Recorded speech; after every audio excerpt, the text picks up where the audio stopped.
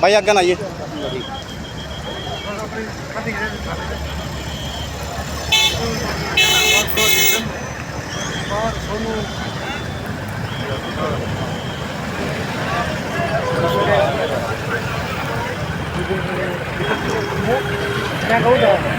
हरियाणा के मुख्यमंत्री नैब सिंह सैनी पहुंचे शाहबाद, कार्यकर्ताओं से की मुलाकात, विपक्ष पर साधा निशाना।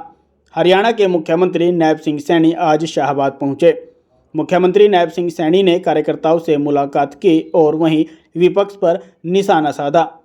मुख्यमंत्री नैब सिंह सैनी ने कहा कि विपक्ष के कुछ नेताओं पर एफआईआर दर्ज हैं, तो कुछ नेता जेल में बंद हैं और वहीं कुछ नेता जेल में जाने की तैयारी में हैं। देखिए, स्वागत है क्योंकि भारतीय जनता पार्टी के अंदर बहुत सारे लोग ज्वाइन कर रहे हैं, क्योंकि पार्टी का जो विचार है, पार्टी की जो नीति है और पार्टी का जो नेतृत्व है वो बिल्कुल स्पष्ट है।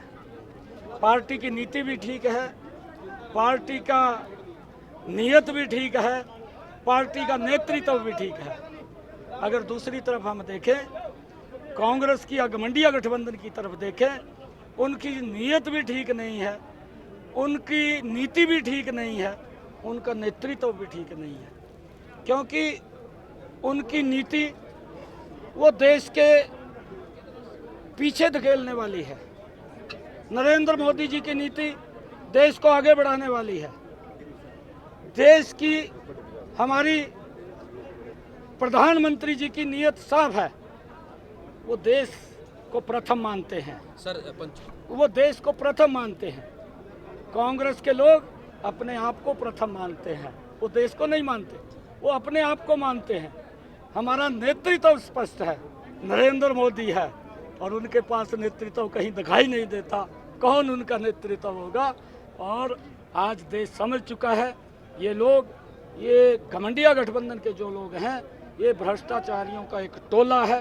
किसी के ऊपर एफआईआर दर्ज है, कोई जेल में है, कोई बेल पर है, कोई जाने की तैयारी में है। सीएम साहब मेरा एक सवाल है। पंचकूला के अंदर आईएएस रेणु फुलिया ने 14 एकड़ जमीन अपने पति और अपने बेटे के नाम कर दी थी, मगर चीफ सेक्रेटरी ने उस पर रोक लगा दी। उसको लेकर क्या कहेंगे? क्योंकि देखिए, वो विषय हमारे ध्यान में आया है और हमने जांच के आदेश दिए हैं और जो भी वहाँ पर कोई दोषी होगा, हमने कहा है कि इसकी जांच की। इजराइल गए जो स्टूडेंट इजराइल गए, उनसे आपने बातचीत किया? हाँ, मैंने फोन के ऊपर उन सबको बधाई दी है। उन्होंने कहा है कि मोदी है तो मुमकिन है, और सिर्फ किराया ही उनका लगा है, टिकट का किराया लगा है, वो कोई पैसा उनका नहीं लगा।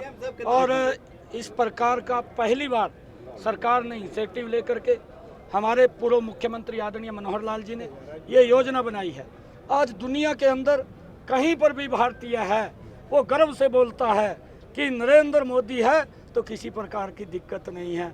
हर चीज़ का वहाँ वो सुरक्षित अपने आप को महसूस करते हैं और उसका परिणाम है कि नरेंद्र मोदी जी के नेतृत्व में भारत बड़ी गति से आगे बढ़ रहा है। वाली याचिका भी रद्द कर दिया हाईकोर्ट ने, जो आपके खिलाफ डाली गई। हाँ, माननीय हाईकोर्ट ने, क्लियर हो गया मामला, अब तो इलेक्शन लड़ेंगे। बिल्कुल, माननीय हाईकोर्ट ने उसको खारिज किया है और चुनाव की हमारी पूर्ण तैयारी है। मैं कल वहाँ करनाल के अंदर गया था।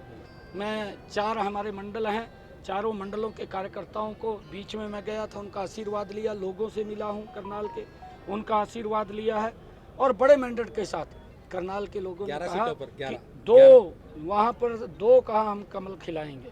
ये उन्होंने प्रण किया। हरियाणा के अंदर 11 कमल खिलेंगे और 11 के 11 10 नरेंद्र मोदी जी के पास जाएंगे, एक चंडीगढ़ में जाएगा। सर, विजेंद्र सिंह की पार्टी ज्वाइन करने के बाद कौन सी सीट दे रहे हैं उनको? देखिए, क्योंकि सीटें तो हमारे आगे विधानसभा की भी बहुत है और जो भी हमारा पार्लियामेंट्री बोर्ड तय करता है और वहाँ से व्यक्ति कौन आता है कौन नहीं आता है, जो पार्लियामेंट्री बोर्ड तय करता है वो निर्णय अंतिम होता है और उसको लेकर के आगे बढ़ाने का काम करते हैं। विजेंद्र सिंह जी का स्वागत है और आने वाले समय के अंदर भारतीय जनता पार्टी का जो माहौल बना है, आज हर व्यक्ति में जोश है, हर व्यक्ति में उत्साह है।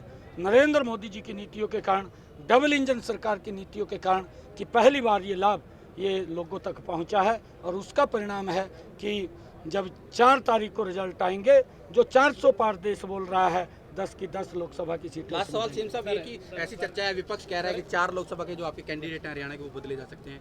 नंबर 1 पे हिसार और अशोक तंवर और अंबाला से मैडम बद्दो कटारिया से बदले जा सकते हैं। कुछ यहाँ प्रदेश अध्यक्ष भी हैं अभी पार्टी के। देखिए, वो सपने देखते रहते हैं। उनकी पहले तो ये नहीं हौसला हो रहा कि हम इस सीट से लड़ लें। एवं पिछली बार तो हुड्डा भी लड़ने के लिए तैयार हो गया था, जब देखा भी नरेंद्र मोदी के सामने टिक नहीं पाया, उसको भी हार देखनी पड़ी और उसके मन में ये डर है कि अब की बार भी मैं हार देखूंगा। और अब की बार वो बोलता है कि मैं तो चुनाव नहीं लड़ूंगा। शैलजा भी अंदर खाते बोलती है मैं भी चुनाव नहीं लड़ूंगी, परंतु पार्टी का दबाव है कि लड़ना है, फेस करना है, चाहे हार जाएं। परंतु अगर जिन लोगों ने 55 साल तक इस देश के ऊपर शासन किया, 55 साल के बाद अगर उन्होंने वोट मांगनी पड़ी और गारंटी के ऊपर मांगनी पड़ती है बोर्ड लगा करके कि हमें वोट दो, हम ये काम करेंगे, गारंटी देते हैं, हमें वोट दो, हम वो काम करेंगे, हम गारंटी देते हैं। अब कांग्रेस की गारंटी के ऊपर देश को विश्वास नहीं रहा, एक ही गारंटी के ऊपर विश्वास है, वो नरेंद्र मोदी मोदी जी आ रहे हैं, रोड शो कर रहे हैं मई के अंदर।